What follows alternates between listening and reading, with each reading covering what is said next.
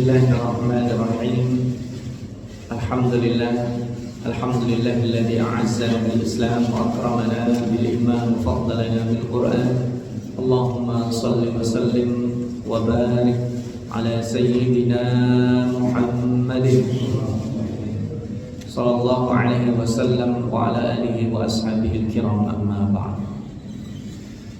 Bapak Ibu sholihin sholihat jamaah salat subuh rahimani wa rahimakumullah. Alhamdulillah, pada pagi hari ini Allah perkenankan kita berkumpul kembali dengan izin Allah. Allah sehatkan badan kita. Kita berdoa mudah-mudahan hari ini menjadi saksi baik kita di hadapan Allah SWT. Amin, Allahumma amin.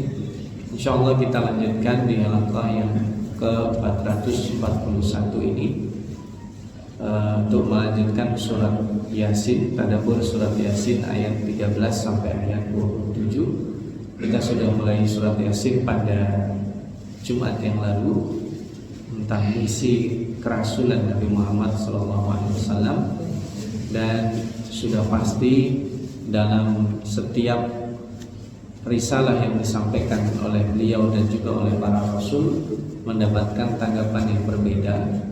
Dan tanggapan yang paling berat adalah ketika didustakan.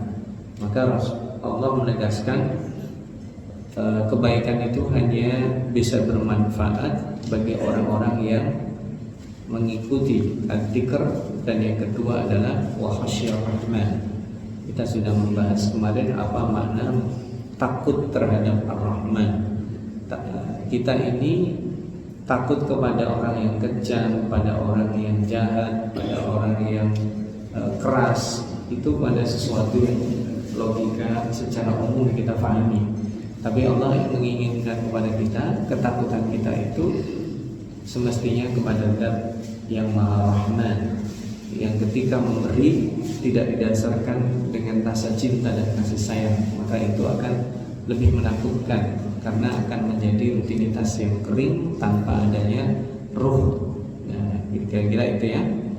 Nah, Allah memberikan contoh pada orang-orang yang kufur terhadap Rasul dengan contoh yang paling ekstrim, yaitu mendustakan sekaligus 3 orang Rasul yang nanti kita bahas ayatnya, kita baca pada kesempatan kali ini. Baik, kita baca ayat 13 dan ayat 14 ya. A'udzu billahi minasy syaithanir rajim. Wadrib lahum mathalan ashabal qaryah idh ja'aha al-mursalun idh arsalna ilayhim ithnayn fakadzabuhuma فعززنا بثالث فقالوا إنا إليكم مرسلون. Dan buatlah suatu perumpamaan bagi mereka, yaitu penduduk suatu negeri, ketika utusan-utusan datang kepada mereka, yaitu ketika kami mengutus kepada mereka 2 orang utusan, 2 orang rasul, lalu mereka mendustakan keduanya, kemudian kami kuatkan dengan utusan atau rasul yang ketiga. Maka yang ketiga itu mengatakan, sungguh kami adalah orang-orang yang diutus kepada Allah. Nah, ini satu-satunya kisah paling ekstrim dalam mendustakan para rasul.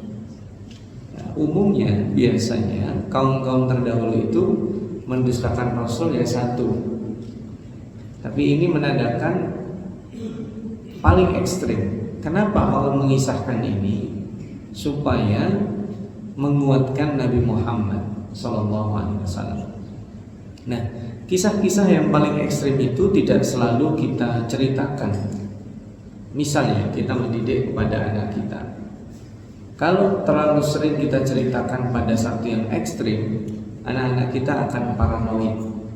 Sederhananya gini, kalau misalnya biasa nih anak-anak kita misalnya pulang kita berangkat kita antar, pulang kita jemput, kemudian dia mendapatkan cerita yang mengerikan, misalnya sepedanya dicuri orang, atau dibully misalnya, itu kan cerita kejahatan yang standar. Maksudnya standar itu sesuatu yang dibayangkan orang. Ya, uang kita hilang misalnya, ada yang buruk-buruk lain lah, itu kebayang sama kita. Nah, suatu ketika kita ini mengalami hal-hal yang kurang baik bertubi-tubi. Nah, supaya kondisi mental kita stabil, kadang dalam kondisi tersebut kita perlu tahu kisah yang lebih ekstrim dari yang kita alami. Ya, contoh sederhana dan sederhana. Bapak Ibu hadirin sekalian, kisah yang paling tragis dalam 2 tahun ini adalah kisah genocide atau apa yang dialami oleh saudara kita di Palestina. Kira-kira begitu ya. Itu ternyata hari-hari ini kita diperlihatkan ada yang sangat ekstrim, lebih ekstrim dari itu. Dalam waktu kurang dari 2 hari ada 2.000 orang dibunuh di Sudan. Ya, Bapak dan Ibu saya kira membaca beritanya. Dan itu karena apa? Karena kekuasaan. Sehingga kalau apa yang dialami oleh saudara kita di Gaza itu dibandingkan kekejaman dengan yang terjadi hari ini, itu menjadi ringan. Maaf ya, ini kalau dipotong bahaya misalnya sampai di sini. Kenapa menjadi ringan? Karena sadis sekali anak-anak kecil. Kalau orang dijatuhin bom, udah karuan mati itu orang. Itu sadis. Tapi ini anak-anak kecil sampai dia memohon supaya tidak dibunuh. Ada yang dimasukin, disuruh gali kuburnya, dia langsung ditembakin lagi. Itu sadis. Nah, sehingga nanti dan ini banyak hoaxnya Bapak dan Ibu ya, kadang dicampur dibumbui macam-macam. Tapi kejadian itu ada dan nyata hari ini. Saksinya sekarang susah untuk menyembunyikan kejahatan. Sehingga dalam kondisi tersebut kita bisa melihat, oh saya masih mending jika dibanding sono. Nah, kira-kira begitu. Kita juga kadang satu ketika kita terpuruk karena kondisi tertentu, kondisi ekonomi, kelelahan karena tekanan pekerjaan, sudah begitu omongan tetangga kanan kiri nggak mengenakan gitu. Nah itu kadang kita bisa, kalau dalam bahasa hari ini secara psikologi disebut burnout, udah kelelahan pikiran, fisik gitu. Seolah-olah kita orang paling sial. Nah, pada saat seperti ini kita perlu mendengar kisah yang ekstrim. Kita perlu mendengar kisah yang jauh di bawah kita. Artinya begini, iya saya masih mending ya, jika dibandingkan dengan si fulan dulu katanya ada di sini kisahnya begini. Itu membuat kita menjadi naik. Maka Rasulullah SAW bukan berarti, mohon maaf, kita anggap beliau sedang dalam kondisi yang terpuruk, tidak. Tetapi beliau perlu sesekali mendengar kisah yang ekstrim. Kisah tentang Nabi Hud, itu kan juga parah itu.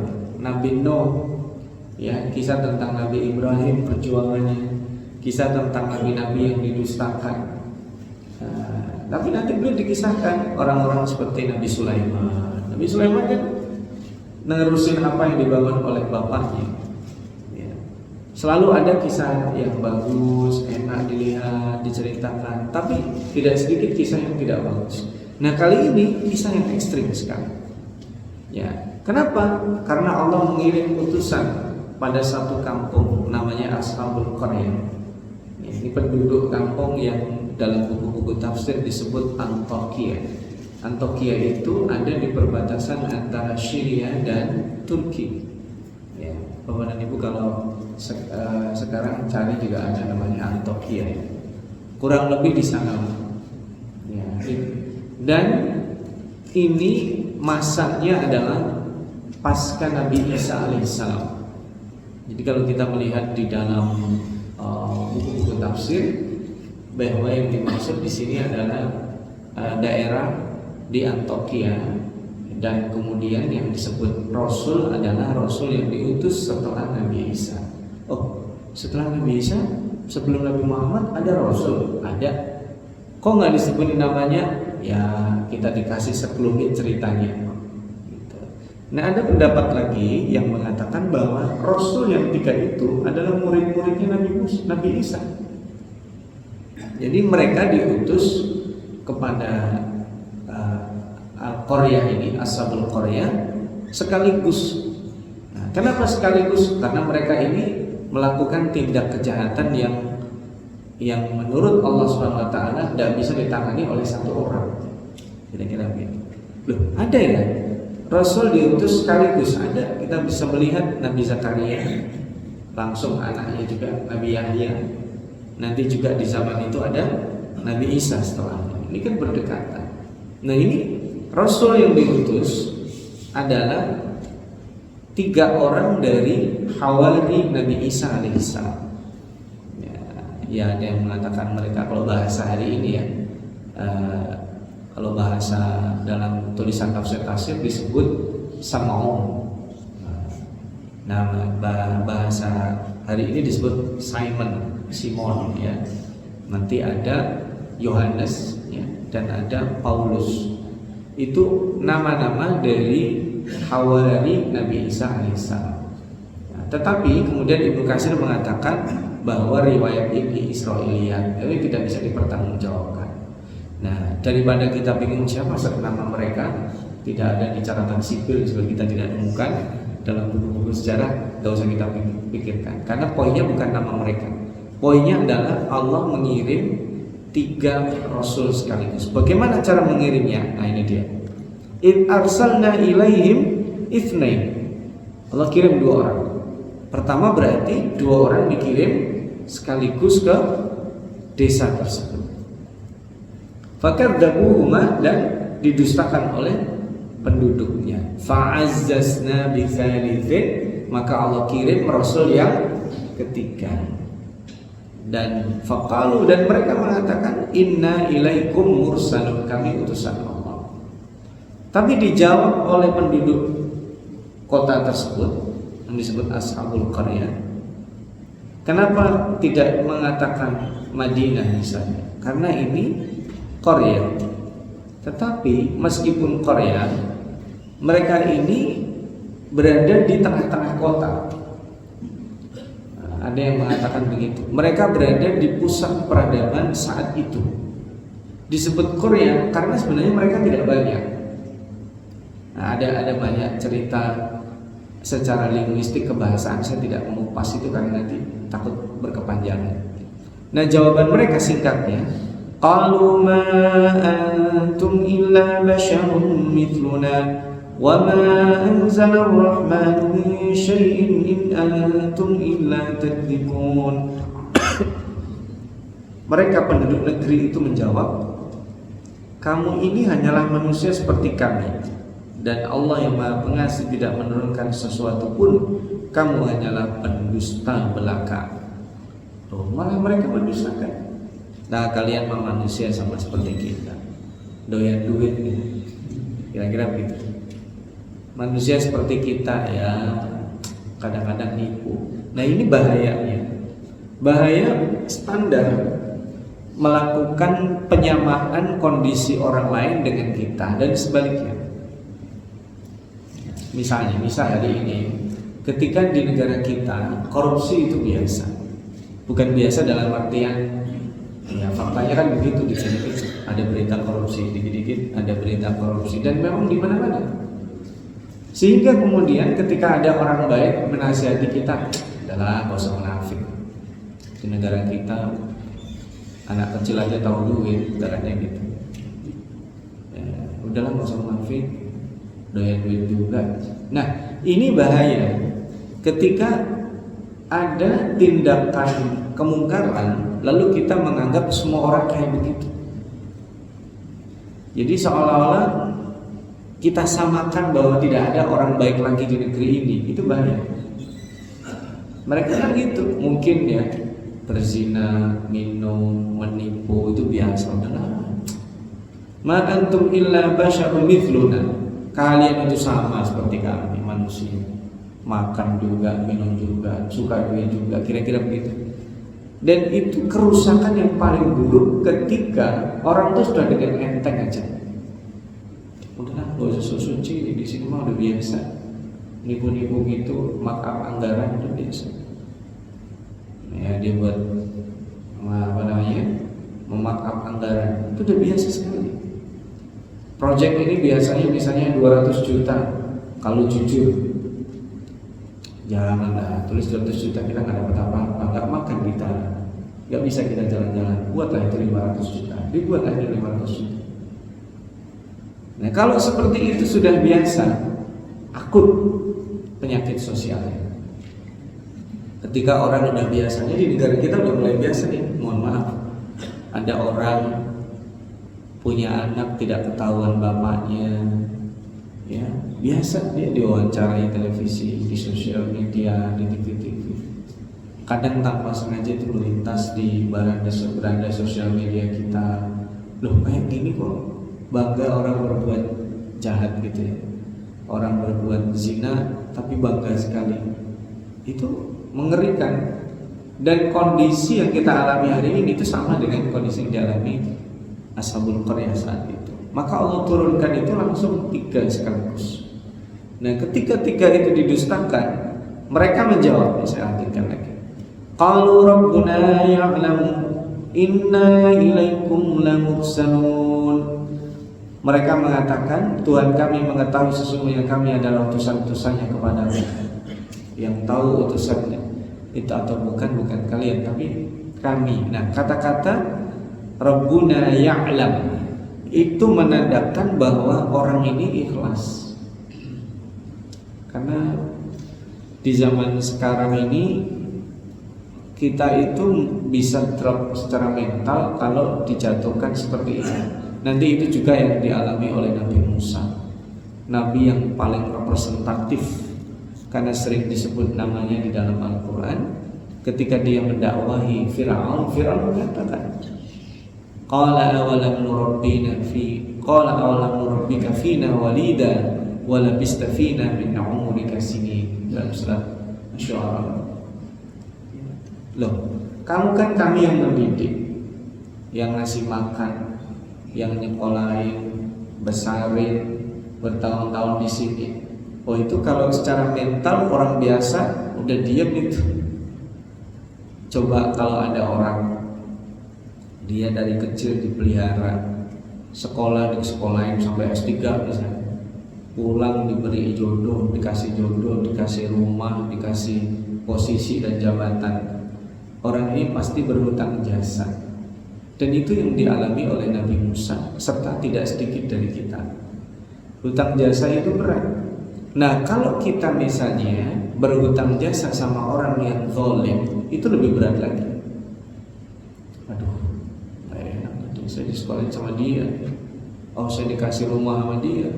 Saya dijadikan komisaris sama dia misalnya. Gak bisa kritik. Itu berat sekali. Nah, penyakit-penyakit sosial yang akut itu tidak bisa diselesaikan, bukan tidak bisa diselesaikan. Allah melihat, kan, makanya Rabbuna ya'lam. Itu. Allah Maha tahu bahwa penyakit sosial ini diselesaikan oleh 3 orang sekaligus. Nah, nanti penasaran itu. 3 orang ini spesifikasinya apa? Macam-macam. Mereka ada yang dokter, karena nanti ahli perobatan di zaman itu. Nabi Isa itu mukjizat yang paling menonjol adalah mukjizat di aspek kesehatan dan kedokteran. Mereka juga begitu, karena ini masanya kalau dalam beberapa riwayat yaitu ya masa seperti itu. Dan kemudian ada mereka adalah yang pakar di bidang keuangan dan perdagangan, karena mereka berdagang dengan sangat ekstrim. Ada monopoli, ada penimbunan, sehingga kekayaan itu beredar di golongan tertentu. Ada orang yang pakar keuangan ini dikasih oleh Allah SWT. Dan satu lagi adalah pakar pembangunan, ya, karena di dalam pembangunan fisik yang dominan mengesampingkan pembangunan mental dan karakter manusia. Jadi ada yang mengatakan seperti itu. Dan kalau hari ini kira-kira misalnya negara kita ini diibaratkan Ashabul Qaryah. Kira-kira Rasul yang akan dikirim kepada kita ini seperti apa? Nah, saya ingin begitu aja sebenarnya menjelaskan Bapak dan Ibu. Kira-kira kalau kita lihat struktur masalah sosial yang akan dikirim Allah menyelesaikan masalah di negara kita itu kira-kira seperti apa? Kalau hari ini saya ditanya, itu beda dengan 10 tahun lalu, Pak. Hari ini ketika tingkat stres tinggi, yang stres tidak tanggung-tanggung, Bapak, angka yang menunjukkan bahwa tingkat stres yang tertinggi itu dialami oleh usia 20-30 tahun. Ini angka yang menakutkan. Yang stres itu bukan orang tua, Pak, sekarang. Yang stres anak-anak masih muda. Karena mereka diberikan informasi serba cepat. Kita itu merem 5 menit itu kondisi udah berubah. Dan itu juga climate exchange, perubahan iklim yang sangat mendadak, Pak, berpengaruh juga. Hari ini kita mengalami perubahan cuaca yang sangat ekstrim. Perubahan cuaca yang siang panas sama sekali, tahu-tahu malam diguyur hujan sampai banjir. Kita mengalami gitu kan? Saya pernah mengalami, Bapak, satu hari itu musim yang sangat ekstrim sekali. Panas luar biasa, angin yang kencang, tiba-tiba turun hujan dan ada salju. Pernah kami mengalami saat itu. Salju, bukan salju sih, es ya, kalau salju kan musimnya di musim dingin. Jadi di musim peralihan itu. Dan kita tahu perubahan iklim yang sangat ekstrim, tuntutan hidup yang sangat ekstrim mengakibatkan orang menjadi tidak stabil mental. Maka kalau kita ditanya orang Indonesia ini yang paling dibutuhkan apa? Kesehatan mental. Yang paling penting kita hari ini kesehatan mental. Karena penyakit-penyakit yang muncul itu dominannya adalah karena ketidaksiapan mental menyerang fisik kita. Makanya hari ini ada yang disebut penyakit asam lambung. Saya tanya di Bapak yang sudah tua nih, emang dulu ada istilah penyakit asam lambung? Ada? Ada. Bapak kenal nggak itu istilah penyakit apa lagi itu? Nggak usah COVID, corona baru. Ya. Zaman dulu namanya penyakit cuma satu. Kalau nggak masih angin duduk udah 2 itu penyakit. Masuk angin nih, kerok nih, angin duduk nih, diriin, nggak selesai. Sekarang namanya penyakit, Bapak, macam-macam luar biasa. Penyakit kepala aja jenisnya banyak. Ada migrain lah, ada vertigo lah, ada apa. Kalau mau ditanya itu, penyakit itu dikenal sama orang-orang tua kita enggak? Karena berpikir pola hidupnya sederhana, kompleksitas masalahnya tidak seperti sekarang. Sehingga anak-anak kita yang diperlukan ke depan bukan hanya kompetensi, tapi ketahanan mental yang berlipat. Nah, itulah yang kemudian Allah kirim kepada mereka. Dan mereka menegaskan lagi, wa ma 'alaina illal balagul mubin. Kewajiban kami hanya menyampaikan perintah Allah dengan jelas. Jadi Rasul itu menjelaskan itu. Qalu inna tatayyarna bikum la in lam tantahu lanarjumannakum wa la yamassannakum minna 'adzabun alim. Mereka naik lagi menjawab, sesungguhnya kami bernasib malang karena kamu. Sungguh jika kamu tidak berhenti menyeru kami, niscaya kami rajam kamu. Kamu pasti akan merasakan siksaan yang pedih dari kami. Oh, ini menjadi-jadi. Lalu mereka menghubungkan kondisi kesialan mereka gara-gara mereka. Nah, ini lebih parah lagi. Hati-hati juga. Kita ini kadang sangat egosentris, Bapak. Pada saat kemalangan atau kesialan yang kita alami, tidak jarang kita nyari yang istilah sekarang disebut kambing hitam. Hari ini saya sial gara-gara ini nih orang kayak gitu. Dan itu paling enak banget deh, nimpain kesalahan dia semua itu paling enak. Nah, itu mereka juga begitu. Oh, ini rupanya banyak anak kecil kita sakit, ternak kita mati sejak datang nih orang, sejak yang orang ini datang nih, sial nih kampung kita nih. Dan itu paling cepat viralnya, Pak. Paling cepat. Hati-hati ya. Kondisi menyalahkan orang tertentu dan menghubungkan terhadap nasib yang kita alami itu disebut dengan tatayyur tadi. Ya. Qalu inna tatayyarna bikum. Kami sial karena kamu. Sejak kamu datang. Misalnya kita punya kos-kosan ya. Ada yang ngekos di kita nih anak muda rajin sholat, ibadah. Sudah gitu nasihatin orang hobinya gitu. Cuman kadang mungkin karena berlebihan kita nggak demen sama dia. Gara-gara sejak datang ente nih kos-kosan saya kagak laku. Pada pergi orang. Gara-gara ini nih. Tadinya nih 10 pintu penuh. Ya, karena ditutup pintunya makanya penuh. Gak, maksudnya banyak yang nyewa nih gara-gara sejak ente datang nih kagak ada yang mau nyewa kos-kosan aneh. Jadi ditimpain ke orang itu. Nah itu paling enak. Itu disebut apa? Tatayyarna bikum. Jadi disebut tatayyur. Di dalam rumah juga ada. Kadang orang tua yang tidak beragama menyalahkan kondisi tertentu pada anaknya. Ini anak nomor kita nomor sekian, saya nggak sebut angkanya lah nanti khawatir jadi tatoir juga. Si anak kita ini kayaknya pembawa sial nih. Ada aja masalah dia di sekolah bikin ribut gitu. Bayar SPP ditilep misalnya, alhamdulillah ya. Bertengkar sama temannya misalnya, alhamdulillah. Ini anak bawa sial nih. Nah itu tidak boleh kita katakan begitu. Itu ujian dan tatoir itu maka dijawab sama Rasul. Qalu ta'irukum ma'akum a'in dzukirtum bal antum qaumun musrifun. Mereka utusan itu mengatakan menjawab, kemalangan kamu itu adalah karena kamu sendiri. Ya. Apakah karena kamu diberi peringatan? Sebenarnya kamu adalah kaum yang melampaui batas. Sebenarnya kesialan dan kemalangan itu juga karena dirimu sendiri. Jadi tidak boleh kita menyalahkan orang lain. Kondisi yang kita alami itu sebenarnya juga karena ulah kita. Nah kan nggak boleh kita nyalain orang lain. Loh kok saya disalahin? Dan itu sering sekali para rasul seperti itu. Dan nanti kita juga mengalami seperti itu. Maka jangan pernah saat kita mengalami kemalangan atau apapun lalu kita hubungkan pada orang tertentu, apalagi orang-orang itu dekat dengan kita, lalu kita timpakan kepada dia. Ini sejak ada dia nih, gini. Sejak ada orang ini di kampung kita suka bertengkar. Mungkin bisa jadi benar, tapi kita secara etika tidak boleh mengatakan begitu. Gitu. Nah ini negara kita ini paling demen kayak gini. Ini sejak dia memimpin nih begini nih, paling demen gitu. Nggak boleh lah. Meskipun kita tidak suka sama orang, tapi jangan mengatakan itu.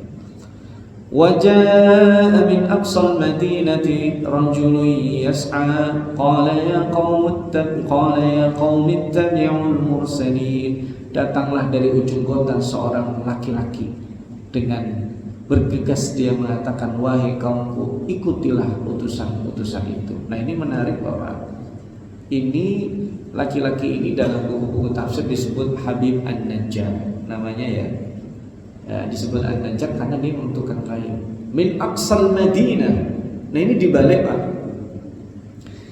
Kalau dalam istilah bahasa Arab, Madinah itu pusat peradaban, ramai gitu. Kemudian Qarya itu desa yang terpencil. Ini kalau dilihat apa adanya, berarti yang datang itu dari kota yang maju, terus mendatangi daerah yang sebaliknya. Nah, gitu. Ada yang menafsirkan sebaliknya. Qaryah itu sebenarnya peradabannya maju, tapi perilakunya orang-orang norak. Mohon maaf bahasa kasar saya gitu ya. Sementara Habib An-Najjar itu hidup di lingkungan pedesaan, tapi kemudian lingkungan pedesaan yang damai, meskipun mungkin bangunannya nggak seberapa. Nah ini esensi kehidupan yang hari ini disebut dengan masyarakat urban. Masyarakat urban itu umumnya melihat dari fisik. Mohon maaf, dulu Pak nih kalau mau jujur nih, pengalaman saya ke Jakarta pertama kali itu ketika SMA kelas 1.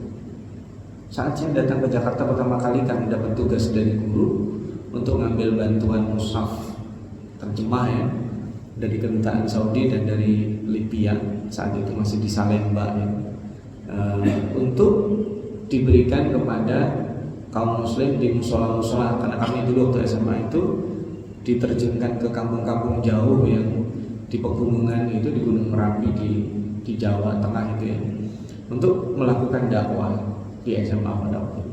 Nah itu pengalaman saya ke Jakarta pertama kali itu tidak mengenakan, tidak mengenakan. Banyaklah ceritanya, kalau saya ceritakan nggak habis gitu ya, kurang lebih begitu. Saya sampai berpikir, ya Allah jangan sampai saya hidup di kota kayak begini. Itu saya kelas 1 SMA itu, jangan sampai nanti saya hidup kayak begini. Itu doa saya betul-betul saya mohon sama Allah. Saya kayaknya nggak bisa hidup di kota ini. Sekarang saya hidup di sini. Karena udah diperlihatkan tantangan yang begitu besar. Nah, itu untuk saya menggambarkan apa? Kita kadang silau. Jadi orang-orang kemudian semua ada di Jakarta. Sehingga Jakarta disebut apa? Kota metropolitan. Dalam bahasa Arab Madinah. Lalu saya pernah suatu ketika hidup di bawah Gunung Dieng itu di Wonosobo. Ada masjid di situ. Masjidnya juga nggak terlalu gede. Tenang banget itu. Anak-anak mudanya sholat, enak banget itu. Habis itu diajak ngopi sama mereka. Di depannya itu ada kopi, nyantai banget. Tapi mereka rajin melakukan banyak sih.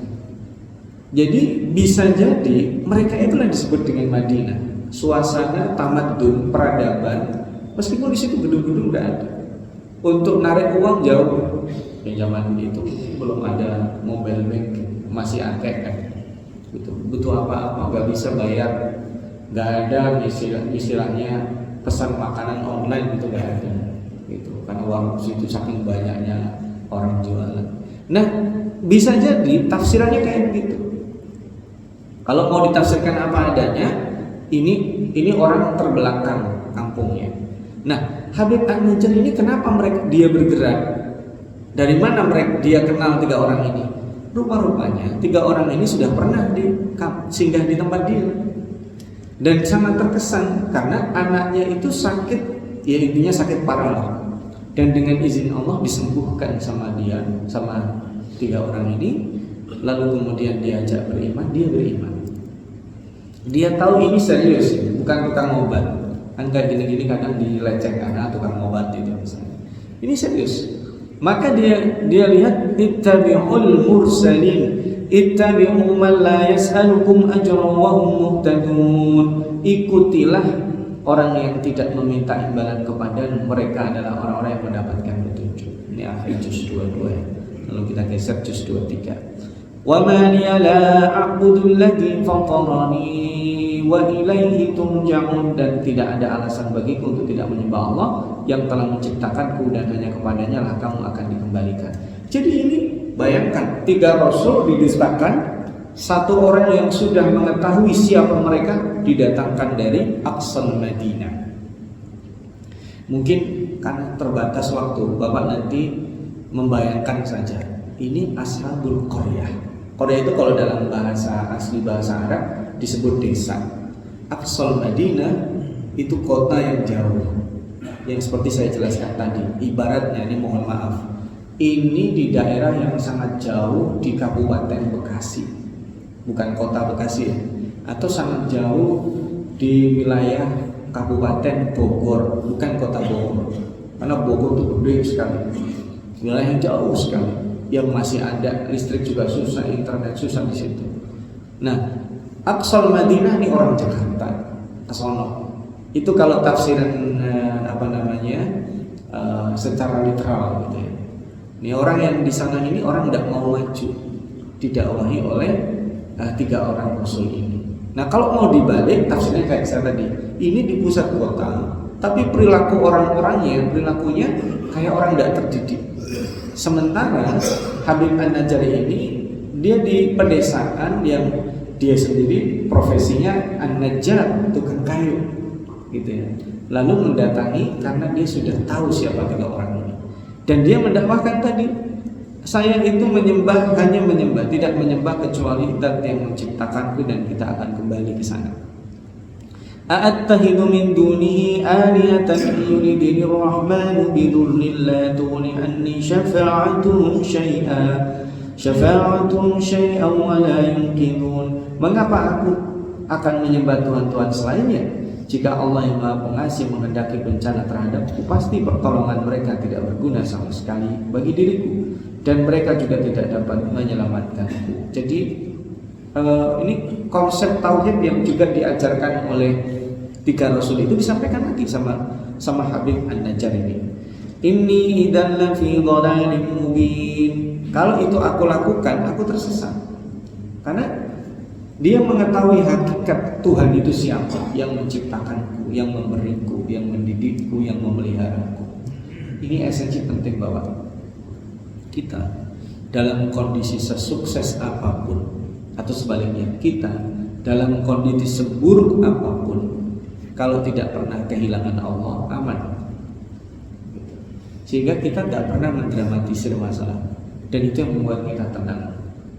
Jadi itu jadi alasan Imam Hasan Al-Basri itu kalau kerja, kalau jalan cepat dia, tapi giliran makan lambat sekali. Ini para ulama memang beda-beda ya. Kita akan tertarik ketika dijelaskan sama mereka. Muridnya penasaran. Ini Imam Hasan Al-Basri kalau jalan cepatnya minta ampun, kita nggak bisa jalan. Jadi muridnya kalau jalan di belakang Imam Hasan Al-Basri itu setengah berlari, jalannya cepat dia. Kalau kerja,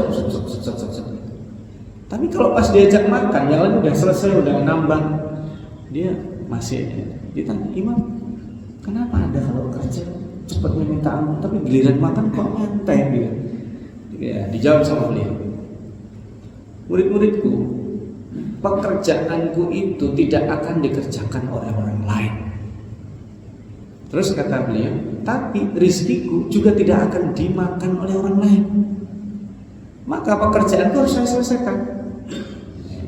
Tapi kalau makan, ini rizkiku, ya ngapain saya cepat-cepat buru-buru, dinikmati aja. Jadi beliau itu setiap makan dinikmati, bertasbih. Ya, tapi ini salah satu sahabat. Nanti tabi'in. Nanti ada juga ulama yang makan juga cepat-cepat, apa? Biar cepat bekerja lagi setelah itu. Jadi jangan kita lihat buruk orang yang makannya cepat-cepat gitu. Ya standar saja ya, karena ini kita supaya tahu bahwa filosofinya adalah kehidupan dunia itu selalu punya reasoning bagi orang yang terlalu mencintainya. Sebaliknya orang yang punya reasoning tentang akhirat seperti Habib An-Najjar ini, inni amantu bi rabbikum fasma'u. Nah ini dia sampaikan lagi, aku beriman. Ya, di ayat 25 ini, sesungguhnya aku beriman kepada Tuhanmu, ya, maka dengarkanlah pengakuan keimananku kepada 3 orang Rasul ini, dan aku beriman kepada Allah. Qila dkhulil jannah, singkat cerita dibunuh mereka. Nah ini klimaks yang paling parah adalah ketika Ashabul Qaryah itu membunuh terlebih dahulu Habib An-Najjar, lalu dibunuh 3 orang utusan. Jadi yang dibunuh berapa? 4. Mereka betul-betul kejam sekali, membunuh 3 rasul dan 1 dai. Dai ini memang bukan rasul, mungkin bukan ulama, tapi orang yang pernah mengalami sentuhan hidayah dari Allah melalui 3 orang rasul ini. Qila dkhulil jannah qala ya laita qaumi ya'lamun bima ghafara li rabbi wa ja'alani minal mukramin. Jadi singkat cerita, nanti mungkin kita bisa eksplor ya karena waktu terbatas. Singkat cerita, Allah mengisahkan apa yang dialami oleh Habib An-Najjar. Apa? Disuruh masuk surga setelah dibunuh. Dan setelah masuk surga, dia mengatakan, ini kan Allah kasih kabar kepada kita nih, Habib An-Najjar yang dibunuh oleh kaum yang tidak mau berterima kasih itu dimuliakan Allah dan mengatakan apa nih? Qala ya laita qaumi ya'lamuna bima ghafara li rabbi wa ja'alani minal mukramin. Dikatakan kepadanya masuk surga. Dia laki-laki itu berkata, alangkah baiknya sekiranya kaumku tahu ya apa yang menyebabkan Tuhanku memberi ampun kepadaku dan menjadikan aku termasuk orang yang dimuliakan. Masya Allah, subhanallah. Ini orang mati syahid, disuruh santai-santai di surga menikmati fasilitas, diampuni oleh Allah, dimuliakan. Nah orang kayak gini biasanya apa? Seandainya mereka tahu, mereka nggak akan mendustakan. Ini kan sama saat orang itu sukses. Seandainya mereka tahu, mereka pasti mau berusaha dulu. Kan gitu, kurang lebih ya. Kita kan kadang lihat orang sukses, lihat orang macam-macam lah gitu. Kita lihat kondisinya saja, kita tidak tahu prosesnya. Ini juga sama. Seandainya mereka tahu apa yang Allah berikan kepadaku, mereka nggak akan mendustakan para rasul itu. Mereka tidak akan membunuhku, tidak akan membunuhi mereka bertiga. Nah ini Allah kisahkan satu halaman ini. Ini luar biasa ya. Ciri-ciri surat Makkiyah itu pesannya fokus, tapi pendek-pendek itu ayatnya. Padahal ini kalau mau dibahas, ayatnya itu 14 ayat tuh kita tadabbur hari ini. Ya, mungkin kalau dihitung ayat 13-nya jadi 15. Panjang ini sebenarnya. Tapi pesannya fokus. Tentang apa pesannya? Tentang pentingnya ketuhanan untuk disampaikan kepada orang. Kalau ini kita udah dapat nih, anak kita nih, dia hanya percaya kepada Allah. Bapak dan Ibu merem aja, tenang. Anak yang kayak begitu, kita mau ada, kita nggak ada, tenang. Karena dia paham yang memberi rizki adalah Allah. Dia tetap menghormati bapak ibunya, pasti dia. Dia mau bekerja dimanapun juga aman. Mau bekerja di tempat yang penuh dengan saingan atau di tempat kerja yang rutinitas. Kerja rutinitas itu ada juga, datang ceklok jam 8, nanti ceklok lagi jam 4. Tiap hari kayak gitu aja. Nanti dapat gaji. Ya gitu aja. Ada juga orang yang begitu. Ada juga di tengah intrik-intrik macam-macam, ada juga di tengah resiko. Kalau anak kita beriman, aman Pak. Mau kerja dimanapun, mau posisi dimanapun aman. Kondisi kita sudah begitu. Saat kita penuh dengan iman, mau gelontoran duit banyak, aman. Mau ndak ada duit, aman.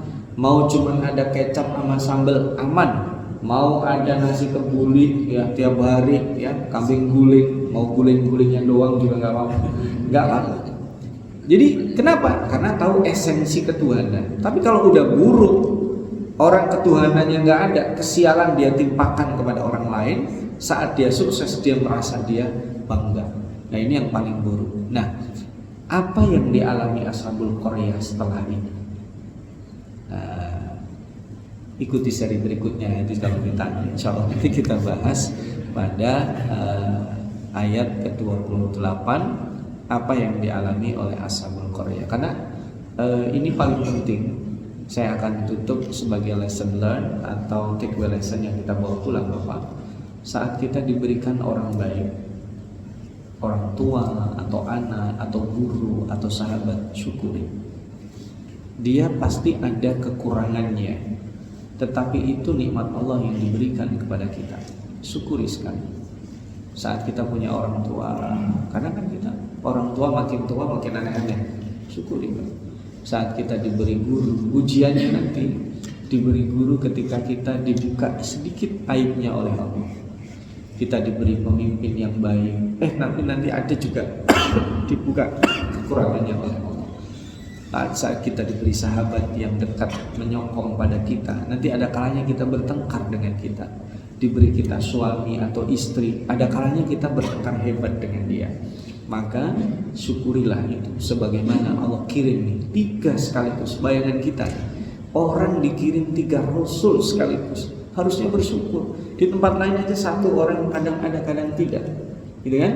Ini dikasih 3 sekaligus orang terbaik. Sudah begitu dibuktikan dengan 1 dai-nya nggak mau beriman. Kira-kira ini akan diapakan oleh Allah? Ini akan diapakan nih orang yang kayak begini? Kaum yang kayak begini akan diapakan Allah? Nanti kita akan bahas pada pertemuan berikutnya. Kita berdoa mudah-mudahan kita tidak menjadi Ashabul Qaryah. Kita berdoa mudah-mudahan kita seperti Habib An-Najjar ini, rajulun min aqsal Madinah, yang mudah menerima kebenaran. Kita juga doakan, jangan lupa Bapak, masalah di Gaza belum selesai.